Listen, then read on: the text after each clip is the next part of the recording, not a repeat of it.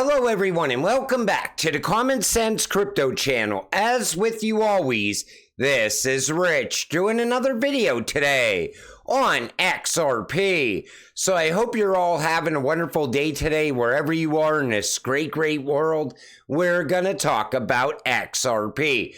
But before I get started, some of you asked me, why do you like the haters' comments in the comments section? I look at it like this. That's your voice. I want it to be heard. I don't delete your comments. I like your comments so you know that I read them. And on top of that, if it helps you by pouring out your frustrations in the comment section, go right ahead, as long as it allows you to continue holding this cryptocurrency. I truly want you to get to the finish line, whether you hate me or not. I want you to make it. I want you to get rich. I never even met you, and I want your financial future to be brighter than it is right now. That's all that matters to me.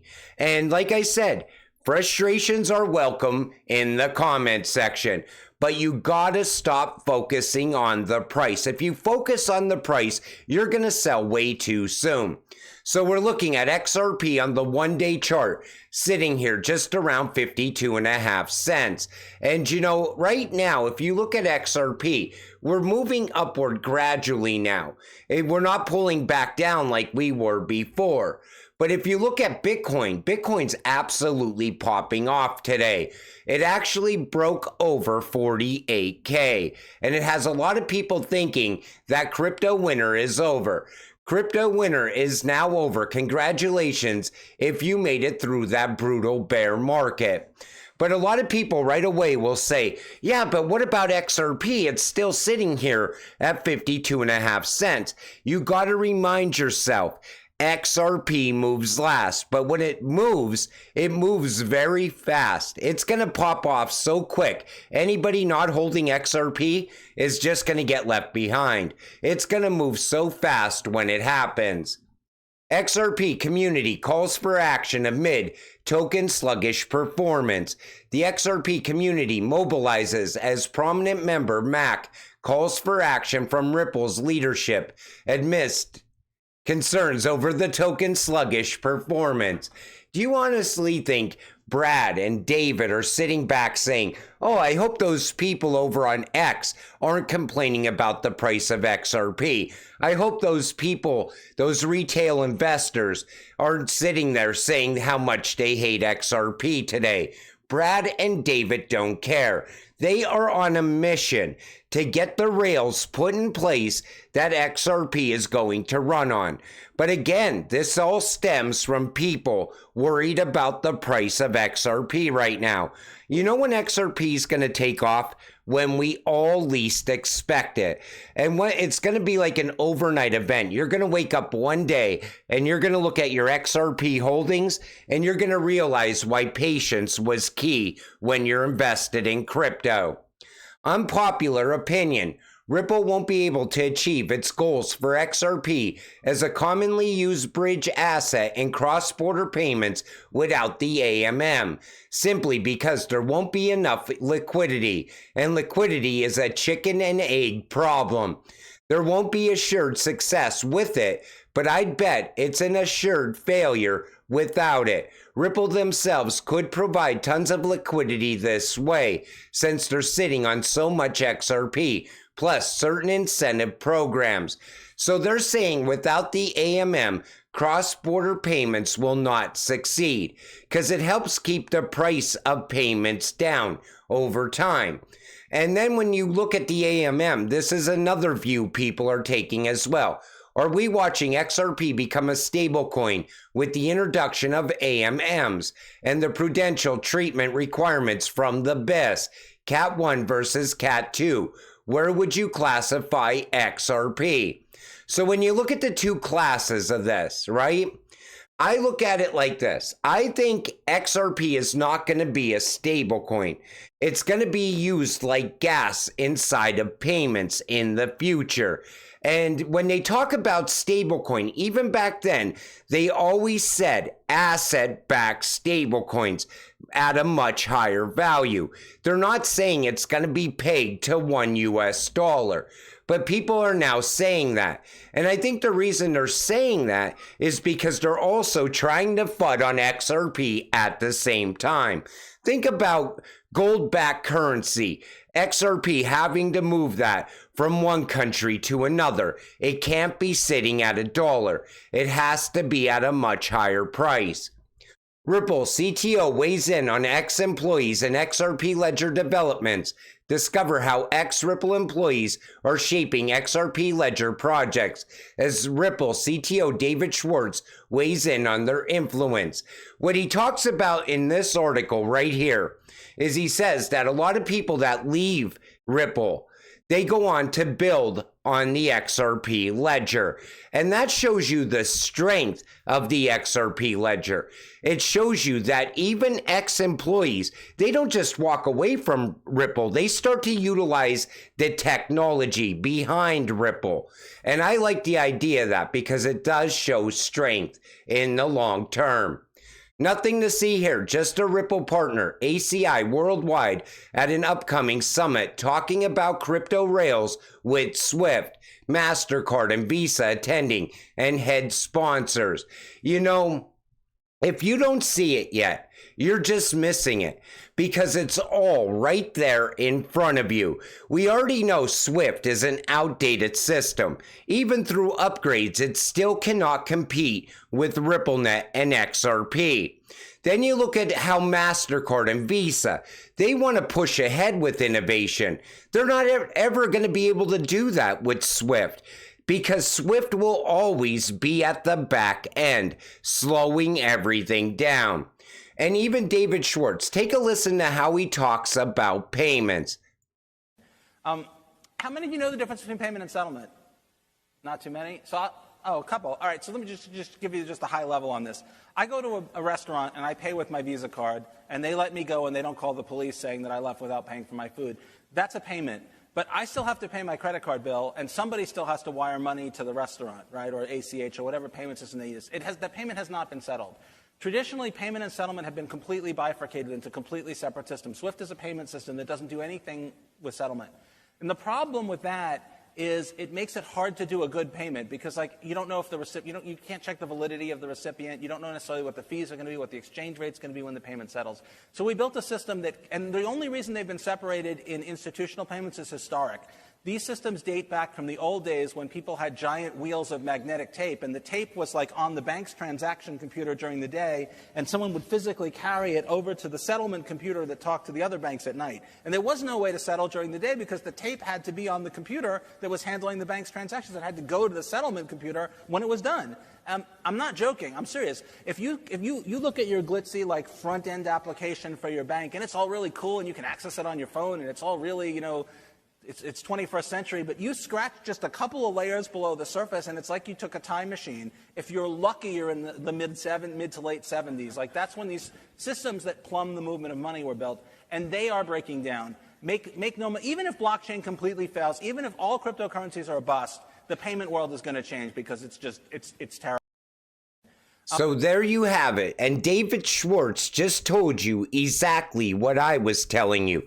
On the front end, everything looks great. Even these cash apps look great on the front end, but they're still tied to that Swift system, that outdated 1970s system. And that's exactly what Ripple is out there fixing. And that's why I said there's no alternative to XRP. There's no alternative to RippleNet right now. And, you know, I don't think there's going to be an alternative in the very near future. You got to remember, for the past 10 years, Ripple has been out there making these partnerships, getting payment license put in place, building the rails that XRP is going to run on. And once XRP goes live on those rails, that's it. It's game over. XRP holders will be rich at that moment because the price of XRP will move so fast. All the FUD will be gone, all the haters will be gone, and we will become the new 1%. Brad Garlinghouse, speaker at Dubai FinTech Summit 2024, officially announced. Guess who else is in Dubai? That's right, Christina Georgieva from the IMF. Always a great dose of energy landing in the UAE. Looking forward to engaging with UAE and regional leaders at the Arab Fiscal Forum and to share ideas on shaping a better future at the World Government Summit. And when these prominent people, they go to these summits across the globe, they sit down and they talk about Web3. They talk about CBDCs. They talk about tokenization. The IMF is there because they're pushing for a new financial system that utilizes Ripple and XRP. And, you know, the IMF has spelled it out for you so many times in the past what's coming. And people could lose faith all they want while XRP goes sideways. But the second that XRP pops off, all those haters will be buying XRP at much higher prices. This slow, then grow analysis from Citibank should be very illuminating to investors in my eyes, explicitly outlining how financial markets are currently undergoing a great reset, which will be characterized by a slow growth early 2024, then an acceleration later in the year.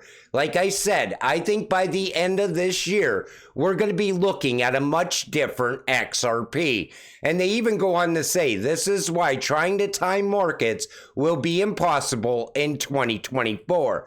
Because when this happens, it's going to happen so quick, nobody's going to see it coming. People are going to be sitting there chasing meme coins that are pumping 20, 30%, and all of a sudden they're overlooking XRP. Then it blasts off, and all of a sudden it jumps, 100% in price, and they're trying to rush to buy in, and the exchanges are down at the same time, because that has happened multiple times in the past. That's why it's always better just to be holding XRP when it all happens. XRP is the next world's reserve currency, anyone. According to this report, it's very possible as an ESDR. Now, I want to remind you, because people are talking about ESDRs once again. An ESDR, you are not able to be holding. In other words, it's not supposed to be in the hands of us.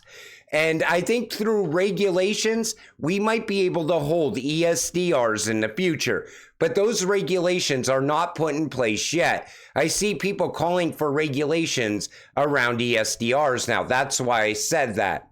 It is possible to envisage even more adventurous arrangements. For instance, a special drawings rights based stablecoin issued by multilateral agency, reminiscent of John Maynard Keynes' proposal supranational currency Bancor, which would be exchangeable with any national currency. Any national currency could thus be converted into any other national currency in 2 steps via the stablecoin.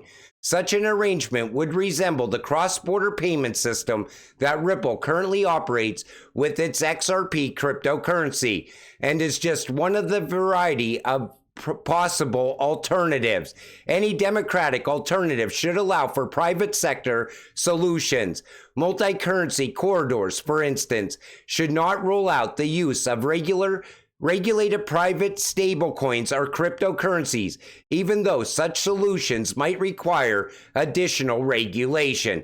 Take notice, additional regulation.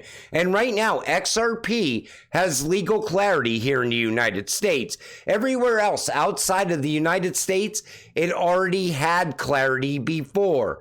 So maybe XRP does become an ESDR in the future. And if that was to happen, that would also lead to that buyback proposal that I just don't believe in.